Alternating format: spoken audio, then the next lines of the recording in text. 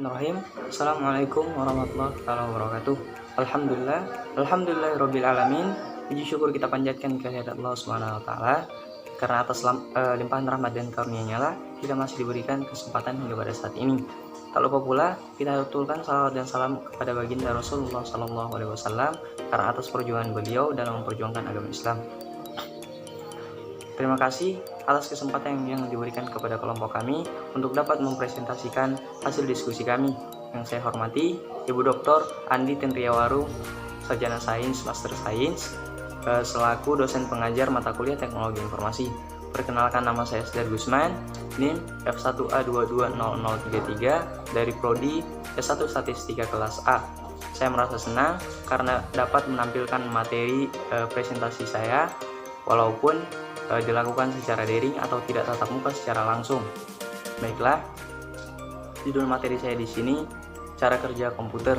Saya akan memaparkan sedikit pembahasan atau penjelasan yang terkait dengan materi saya ini. Pengolahan data yang menggunakan komputer sebagai medianya dikenal dengan istilah Electronic Data Processing atau EDP. Pengolahan data adalah suatu proses di mana sebuah data diproses atau diubah ke dalam bentuk yang lebih berguna dan lebih berarti yang berupa sebuah informasi. Agar komputer dapat digunakan untuk mengolah sebuah data menjadi suatu informasi, maka diperlukan sebuah sistem yang disebut sistem komputer. Sistem yang dimaksud di sini terdiri atas elemen-elemen yang saling terhubung sehingga membentuk satu kesatuan yang dapat digunakan untuk melakukan tujuan pokok dari sistem tersebut. Sini dapat kita lihat bagaimana cara kerja sistem komputer itu sendiri. Yang pertama, input. Tahap input merupakan tahap awal dari proses pengolahan yang terjadi pada sistem komputer. Tahap ini berupa memasukkan data mentah ke dalam sistem komputer melalui input device. Contoh dari peralatan masukan atau input device diantaranya adalah keyboard, mouse, scanner, dan lain-lain. Alat-alat inilah yang digunakan untuk memasukkan data yang hendak diolah, seperti halnya keyboard difungsikan untuk memasukkan angka, huruf, dan simbol-simbol lainnya ke dalam komputer yang selanjutnya akan diproses. Kemudian, data yang telah dimasukkan tadi selanjutnya akan diproses. Tahap proses ini dilakukan oleh processing device, yaitu CPU, yang mana CPU ini dapat melakukan fungsi perhitungan dan logika untuk perbandingan, dan juga mengontrol unit. Pada tahap ini, data yang masih mentah tadi diproses sedemikian rupa sehingga data tersebut siap dicetak menjadi informasi yang lebih bermanfaat. Selanjutnya, setelah data diproses, maka dia akan mengeluarkan atau dapat dicetak apabila sudah siap. Pencetakan ini bisa berupa hard copy dan soft copy.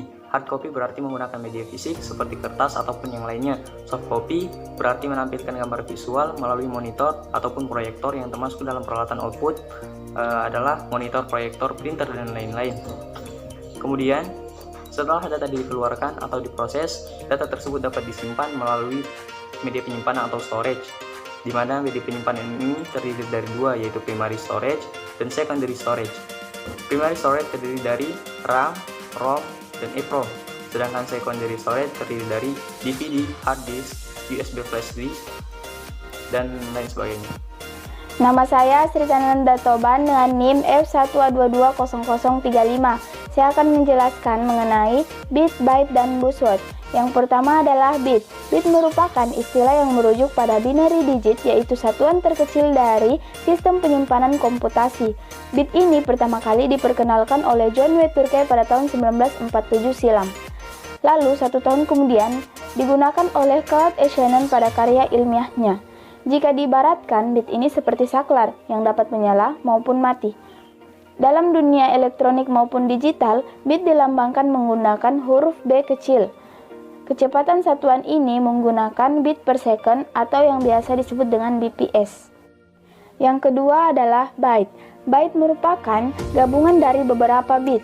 Untuk memudahkan, biasanya byte terdiri dari 8 bit. Dengan kata lain, 1 byte sama dengan 8 bit. Berbeda dengan bit, byte dilambangkan menggunakan huruf B besar. Byte digunakan dalam satuan penyimpanan data dalam sebuah komputer besaran file. Yang ketiga adalah buzzword. Buzzword merupakan aplikasi pengolah data yang berbasis web.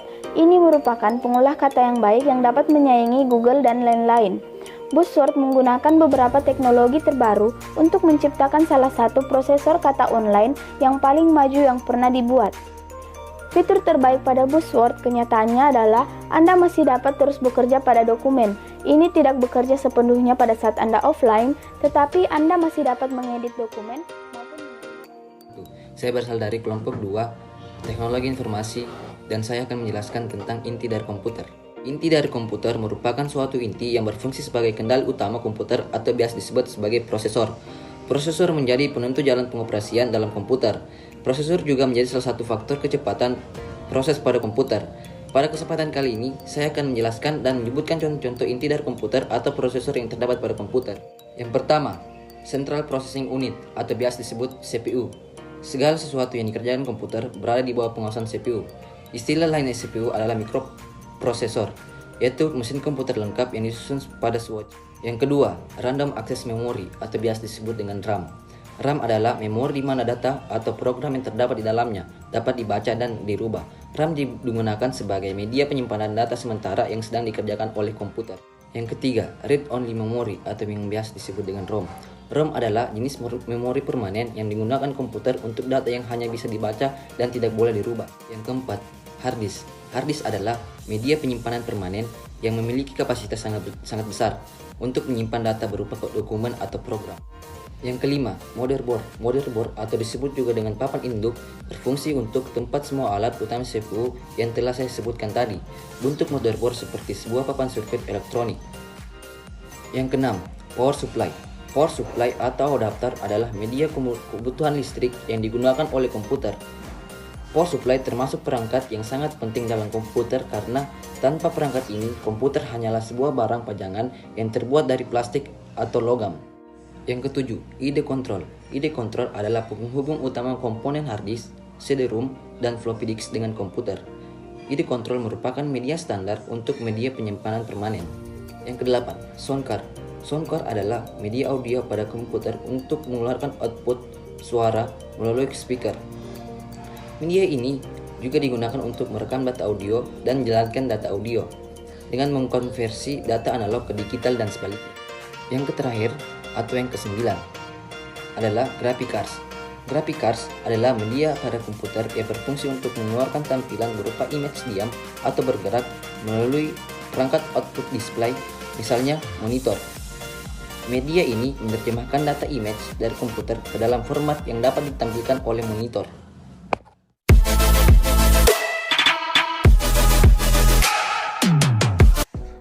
Komputer. Nah, apa sih memori komputer itu? Memori komputer adalah perangkat fisik yang mampu menyimpan informasi sementara seperti RAM atau memori akses acak, atau secara permanen seperti ROM atau memori hanya baca. Dengan kata lain, memori komputer dapat didefinisikan sebagai elemen paling penting dari suatu komputer, karena tanpa itu komputer tidak dapat melakukan tugas-tugas sederhana. Kemudian memori komputer terdiri atas dua tipe dasar. Yang pertama yaitu memori primer seperti RAM dan ROM, kemudian memori sekunder seperti hard drive dan CD. Adapun jenis-jenis dari memori komputer, yang pertama adalah RAM atau Random Access Memory yang berfungsi untuk menyimpan data atau instruksi sementara. Kemudian yang kedua adalah ROM atau Read Only Memory yang berfungsi agar komputer dapat berfungsi secara normal, maka ROM ini harus selalu bekerja.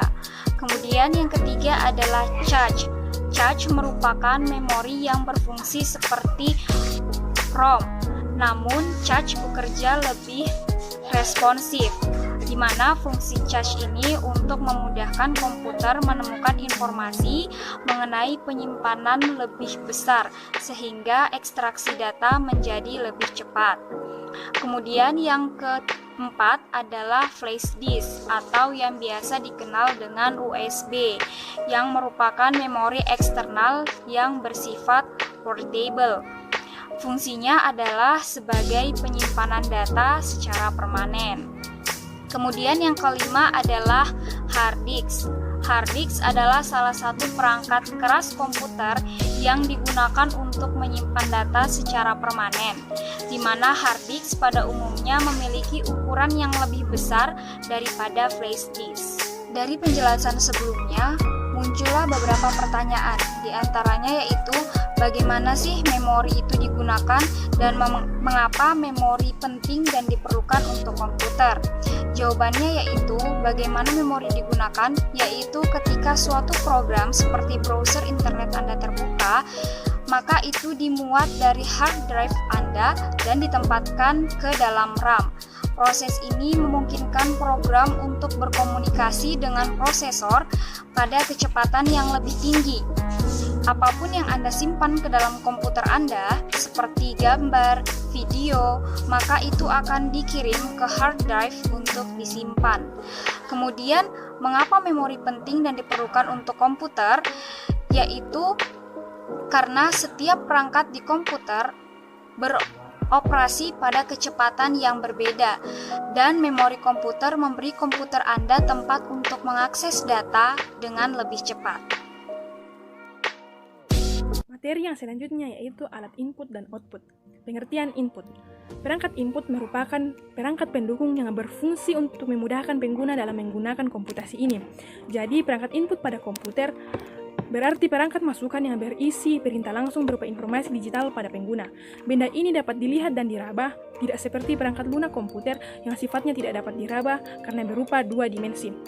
Contoh alat input device yaitu keyboard, mouse, like pen, touchpad, scanner, joystick, trackball, kamera digital, handycam, webcam, graphics pad, dan barcode reader. 1. Keyboard. Keyboard ialah alat untuk memasukkan data berupa huruf, angka, simbol, dan lainnya. Dengan perangkat keyboard, kita dapat membuat teks, laporan, dan sejenisnya. Untuk huruf, terdapat huruf A sampai Z, sedangkan angka 0 hingga 9. 2. Mouse. Mouse merupakan perangkat input yang digunakan untuk menunjuk posisi pointer atau kursor pada layar. Mouse ialah istilah pinjaman dari bahasa Inggris yang artinya tikus. Bentuknya pas pada genggaman tangan dan ukurannya kurang lebih sama dengan rata-rata ukuran tikus. Pengertian output. Alat yang mampu menghasilkan produk dari olahan data komputer inilah yang disebut perangkat output. Jadi, perangkat output atau output device adalah piranti pada komputer yang menghasilkan atau menampilkan keluaran atau output dari hasil pengolahan data. Data diolah oleh komputer lalu dikeluarkan berupa produk. Produk itu bisa berupa suara, video, cetakan atau hard copy, teks, gambar, foto, dan sebagainya. Contoh alat-alat output yaitu monitor, printer, plotter, speaker, headphone atau earphone, dan proyektor. 1. Monitor adalah keluaran yang berupa sinyal elektronik sehingga menghasilkan gambar yang sering kita lihat pada layar monitor. Gambar tersebut merupakan hasil dari pemrosesan data. Terdapat berbagai jenis monitor yaitu monitor LCD, tabung sinar katoda, monitor plasma, dan monitor OLED. 2. Printer. Perangkat keras printer berfungsi untuk mencetak data dari komputer baik berupa teks, foto. Cetakan dari printer berbentuk hard copy yang dicetak di atas kertas. Alat utama untuk menghasilkan cetakan adalah tinta dan tinta bubuk atau toner. 3. Plotter. Plotter merupakan printer grafis yang mampu menggambar grafis berdasar data yang dimasukkan. Plotter mampu mencetak gambar dengan menyesuaikan ukuran blueprint arsitektur dan engineering. 4. Speaker. Speaker ialah perangkat keras yang dapat menghasilkan data berupa audio atau suara. Piranti ini bisa juga disebut pengeras suara karena mampu menghasilkan volume suara yang menggelegar. Selain beberapa contoh perangkat input dan output yang telah saya sebutkan, masih banyak lagi contoh perangkat input dan output komputer. Teman-teman sekalian dapat melihatnya pada materi rangkuman kami. Saya tidak bisa menjelaskannya semua di sini karena terbatas pada waktu. Saya akan menjelaskan materi yang keenam yaitu alat penyimpanan. Media penyimpanan data komputer adalah media yang digunakan dengan fungsi untuk menyimpan berbagai data digital yang tersedia pada komputer dengan waktu tertentu sehingga dapat dibaca dan dibuka kembali untuk diproses ulang pada perangkat. Terdapat dua kategori media penyimpanan. Yang pertama, media penyimpanan magnetik yang bersifat non-volatile, artinya data tersimpan dalam media penyimpanan meskipun sudah tidak ada daya listrik yang mengalir. Ada beberapa media penyimpanan magnetik, diantaranya yang pertama hard disk adalah alat untuk menyimpan data dengan kapasitas besar yang dilapisi secara magnetis yang berbentuk piringan atau pelat. Yang kedua, flash disk adalah alat penyimpanan yang paling mudah dibawa kemana-mana karena ukurannya yang relatif kecil namun memiliki memori yang beragam. Ada yang 2 GB, ada yang 4 GB, bahkan sudah ada yang mencapai 1 TB atau 1024 GB.